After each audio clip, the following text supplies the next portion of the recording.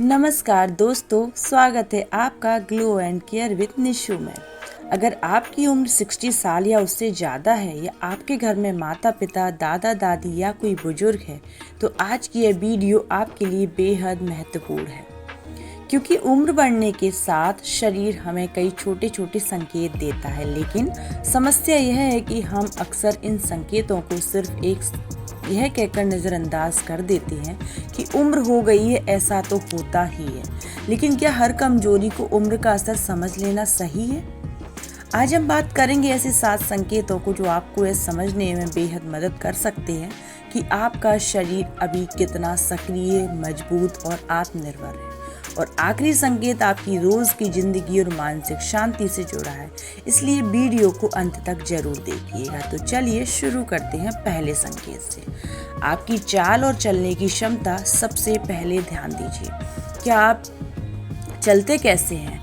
क्या आप बिना सहारे आराम से चल सकते हैं? क्या आप घर से बाहर थोड़ी दूर तक बिना ज़्यादा थके जा सकते हैं? क्या आपको चलते समय बार बार रुकना नहीं पड़ता? उम्र बढ़ने के साथ चलने की क्षमता हमारे शरीर की ताकत और संतुलन का एक महत्वपूर्ण संकेत हो सकती है, क्योंकि चलने के दौरान हमारे पैर, मांसपेशियां, संतुलन, हृदय और सांस लेने की क्षमता सब मिलकर काम करते हैं। इसलिए अगर आप रोज थोड़ा बहुत चल सकते हैं तो इसे छोटी बात मत समझिए। चलना उम्र बढ़ने के साथ आपकी सबसे बड़ी ताकत बन सकता है। अगर लंबे समय से आपने व्यायाम नहीं किया तो अचानक ज़्यादा चलने की बजाय धीरे धीरे शुरुआत करें।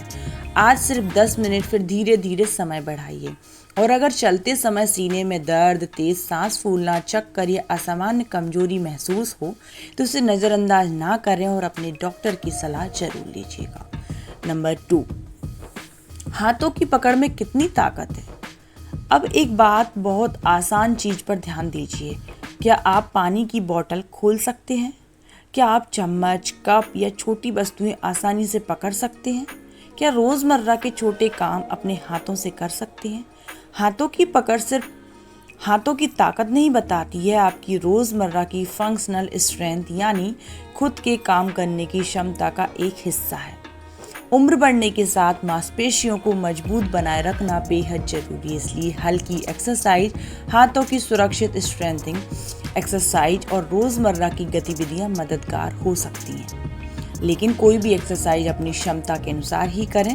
उम्र बढ़ना कमजोरी की सजा नहीं है। सही आदतों के साथ शरीर को लंबे समय तक सक्रिय रखा जा सकता है। नंबर 3, आपका खाना और पाचन कैसा है। अब आते उस चीज पर जो हमारे स्वास्थ्य की नींव है, हमारी थाली। 60 के बाद खाना सिर्फ पेट भरने के लिए नहीं बल्कि शरीर को मजबूत रखने के लिए होना चाहिए। आपकी थाली में दालें, सब्जियां, फल, साबुत अनाज, पर्याप्त प्रोटीन और आपकी जरूरत के अनुसार पानी शामिल होना चाहिए। बहुत ज़्यादा तला हुआ, अत्यधिक मीठा और अत्यधिक प्रोसेस्ड वाला फूड रोज की आदत ना बना। लेकिन इसका मतलब यह भी नहीं है कि आपको हर पसंदीदा चीज हमेशा के लिए छोड़ देनी है। जरूरत है संतुलन की और अपने शरीर के संकेतों पर ध्यान दीजिए। अगर लगातार भूख कम लगना, निगलने में परेशानी, लगातार पेट खराब रहना, बिना कारण वजन कम होना या लंबे समय से पाचन की समस्या है तो इसे सिर्फ उम्र का असर मानकर मत छोड़िएगा। अपने डॉक्टर की सलाह जरूर लीजिएगा। नंबर 4, क्या आप आज भी अपने रोजमर्रा के काम खुद कर पाते हैं? अब अपने आप से एक सवाल पूछिए, क्या मैं अपने छोटे छोटे कामों को खुद कर सकता हूँ? क्या आप कपड़े पहन सकते हैं? नहाना, खाना, कमरे में चलना, छोटी चीजें उठाना या घर के हल्के काम करना आपके लिए संभव है? अगर हाँ, तो यह इंडिपेंडेंस का एक अच्छा संकेत है। 60 की उम्र के बाद शरीर को बिल्कुल निष्क्रिय कर देना सही तरीका नहीं है। हल्की बागवानी, घर में थोड़ा घूमना, पौधों को पानी देना, सामान व्यवस्थित करना या अपनी क्षमता के अनुसार छोटे काम करना आपको सक्रिय रख सकते हैं। लेकिन यहाँ एक जरूरी बात है, काम करें, शरीर को थकाएं नहीं। अगर कोई काम करने में दर्द या चक्कर आता है तो जबरदस्ती ना करें। अपना लक्ष्य होना चाहिए एक्टिव रहना, ना कि ओवर वर्क करना। नंबर 5, क्या आपका दिमाग अभी भी नई चीजें सीखना चाहता है? यह संकेत शरीर से ज्यादा आपके दिमाग से जुड़ा है।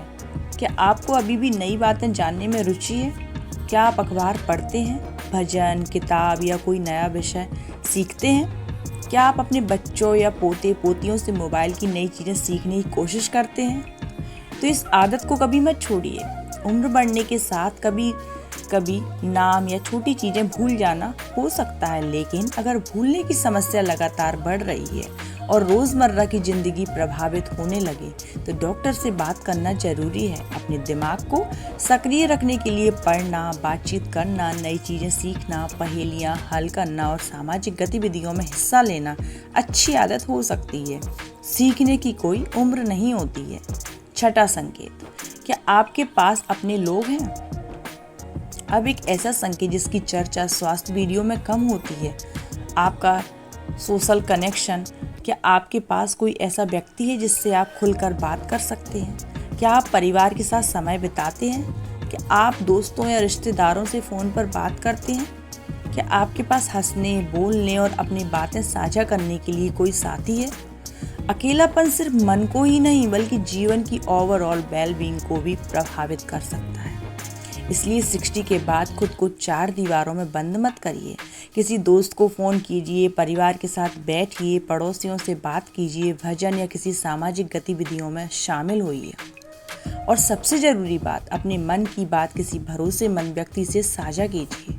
कभी कभी एक छोटी सी बातचीत भी मन को बहुत हल्का कर देती है। और अब 7वां संकेत, आपकी नींद और सुबह की ताजगी। अगर आपको रात में नींद आती है और सुबह उठने के बाद आप अपेक्षाकृत तरोताज़ा महसूस करते हैं तो यह आपकी ओवरऑल वेलबींग के लिए अच्छी बात है। उम्र बढ़ने पर नींद का पैटर्न बदल सकता है, लेकिन लगातार खराब नींद, बार बार जागना, दिन भर अत्यधिक नींद आना या रात में सांस लेने में परेशानी जैसी समस्याओं को नज़रअंदाज बिल्कुल भी मत करिएगा। सोने से पहले मोबाइल कम करें। बहुत भारी खाना देर रात ना खाएं। रोज लगभग एक ही समय पर सोने और जागने की कोशिश करें। और सबसे ज़रूरी बात, अपने मन को शांत करके सोने की कोशिश करें। दिन भर की चिंता लेकर बिस्तर पर जाने से मन भी बेचैन रहता है और नींद भी प्रभावित हो सकती है। सोने से पहले कुछ मिनट प्रार्थना करें, गहरी सांस लें, शांत संगीत सुनें। अगर आपको भगवान का नाम लेने से शांति मिलती है तो कुछ मिनट प्रभु का स्मरण जरूर करें। अब एक जरूरी बात ध्यान से सुनिएगा। इन 7 संकेतों में अगर आपको लगता है कि कुछ चीज़ें आपके अंदर कमज़ोर हो गई हैं तो घबराने की ज़रूरत नहीं है। 60 की उम्र कोई अंत नहीं है, यह जीवन का वह पड़ाव है जहां हमें शरीर को समझदारी से संभालना है। आज से छोटी शुरुआत कीजिए, 10 मिनट चलिए, अपनी थाली को थोड़ा बेहतर बनाइए, हल्की गतिविधियां कीजिए, दिमाग को सक्रिय रखिए, अपनों से बातें कीजिए और अपनी नींद को प्राथमिकता जरूर दीजिए। याद रखिए, स्वस्थ उम्र बढ़ने का मतलब सिर्फ ज़्यादा साल जीना नहीं है, बल्कि कोशिश यह होनी चाहिए कि हम ज़्यादा से ज़्यादा साल स्वस्थ, सक्रिय और आत्मनिर्भर रह सकें। तो दोस्तों, अगर आपको यह वीडियो अपने माता पिता, दादा दादी या 60+ उम्र के किसी अपने की याद दिलाता है तो यह अपने वीडियो उनके साथ जरूर शेयर कीजिएगा।